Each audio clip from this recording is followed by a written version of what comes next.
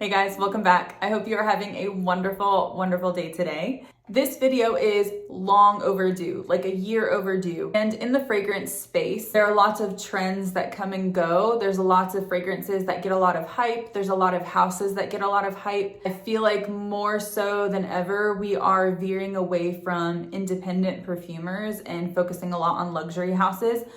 There's nothing negative about that whatsoever, nothing wrong with it.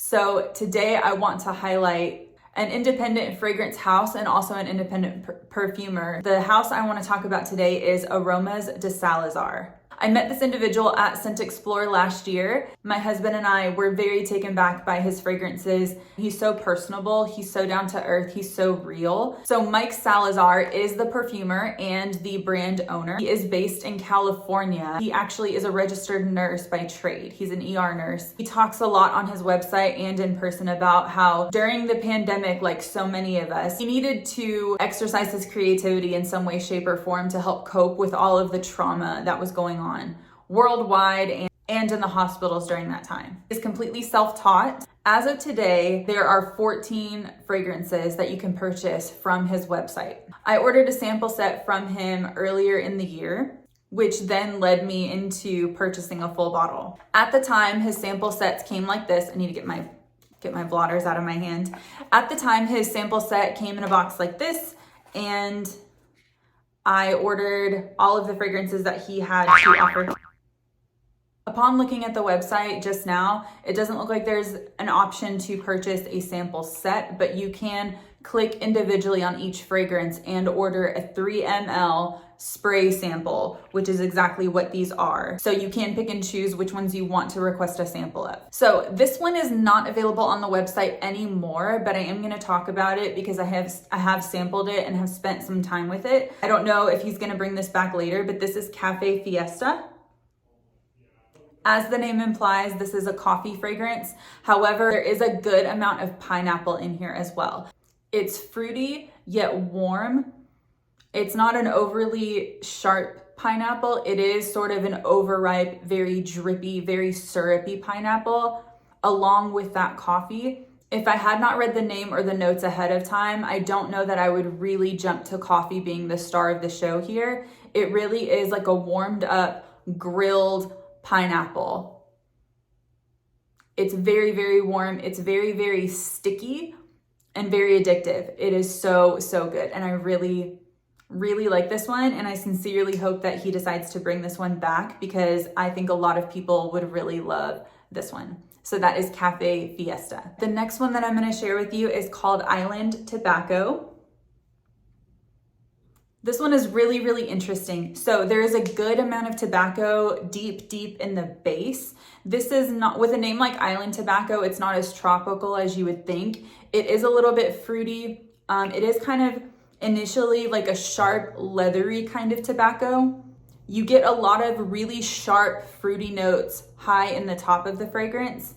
It does get a little bit sweeter. Those sharp fruits get a little bit smoother as you wear it, and the tobacco really comes out to play, but it is still kind of like a leathery kind of tobacco. It is much more of a bright fragrance in the beginning, and like I said, dry, leafy tobacco with a little bit of a leathery edge. That is Island Tobacco. Although I do like this and I think it's very, very well done, it's probably not something that I would personally wear. The next one I'm going to share with you is called Immortal Lust. You can see how dark that juice is. It's a good indicator of how it smells.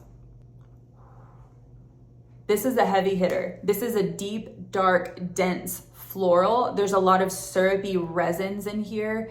It's not super sweet, but there is like a dense sweetness there. A little bit spicy, really dark floral, gentle sweetness. I mean, sweet in like a resinous kind of way. Really quickly, you're kind of hit with like this sweet myrrh, tonka, vanilla. I don't really get any of those fruits. If I do, they're in like a very mulled wine kind of way where they're dark and they're not bright and citrusy, but this is like dark vanilla, dark florals, myrrh, and tonka.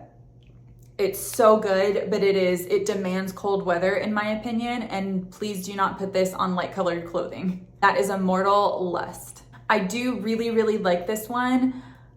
I would find that I would probably only reach for it in the winter months though.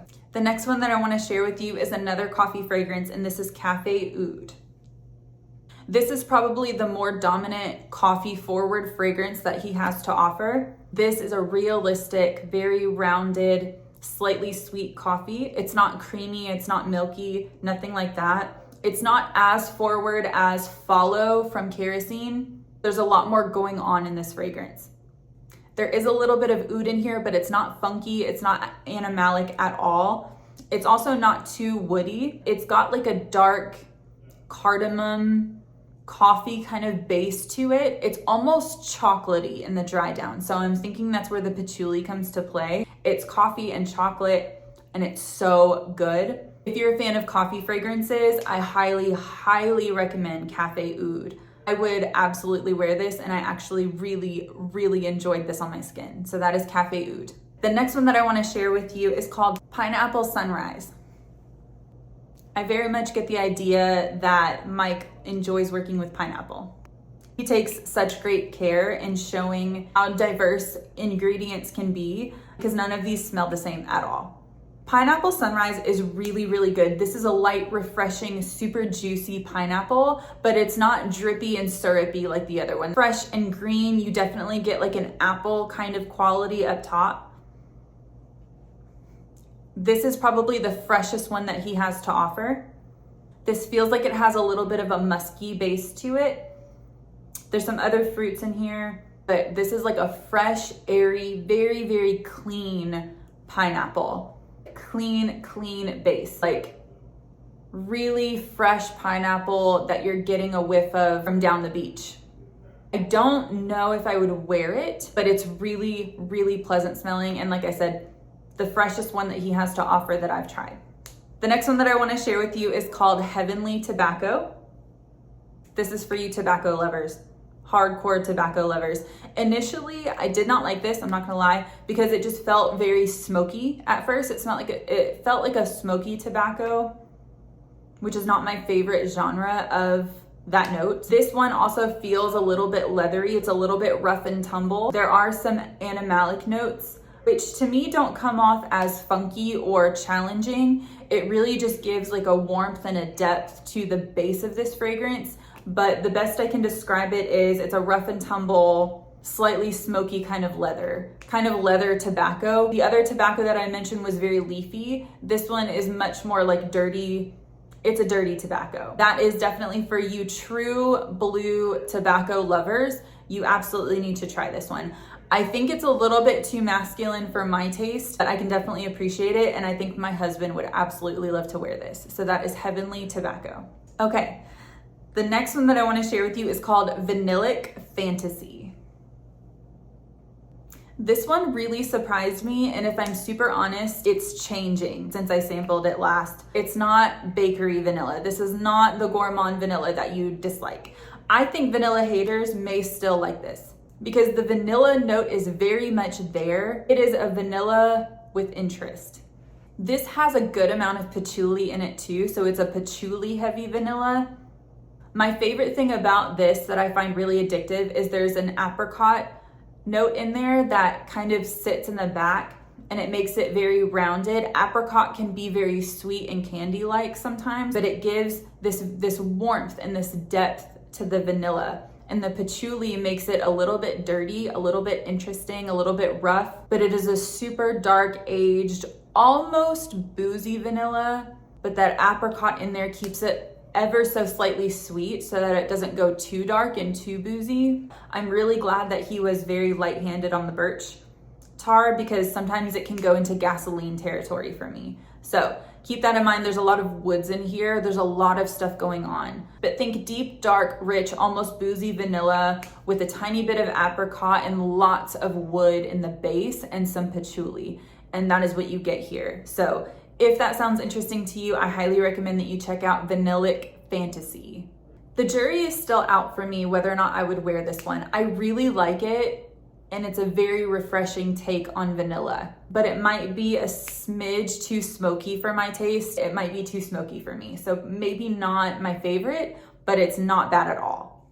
All right, so the last sample that I have here, before I talk about the full bottle that I decided to get, this is magnificent, guys. I'm just gonna say that. This is Orange Oudsicle.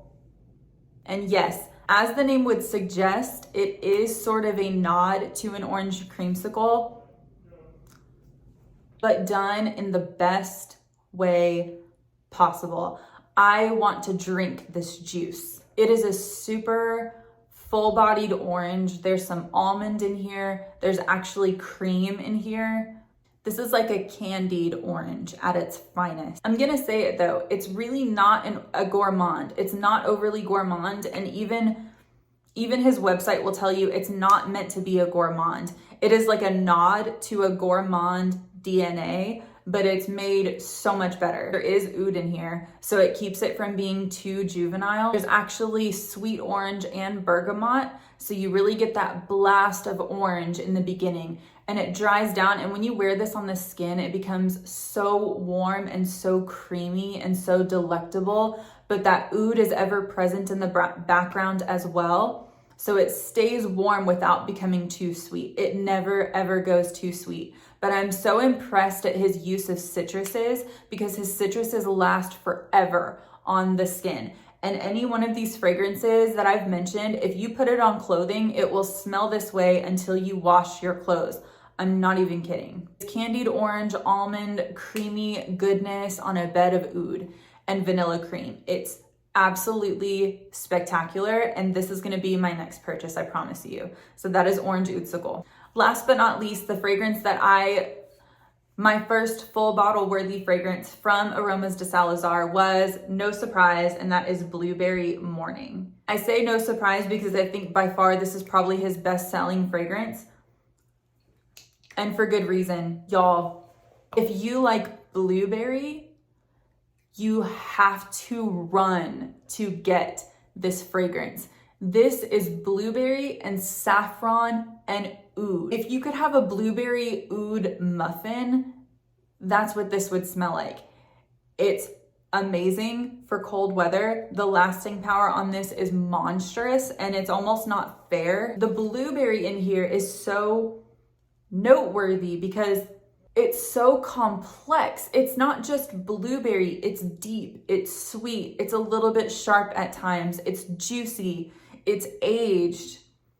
The way that it plays with the other notes, this is such a warm blueberry. I'm telling you, it's like a warm blueberry oud muffin. I don't even know if you can eat oud, but if you could, this is what it would smell like with blueberries. It's so delectable, but it's not gourmand.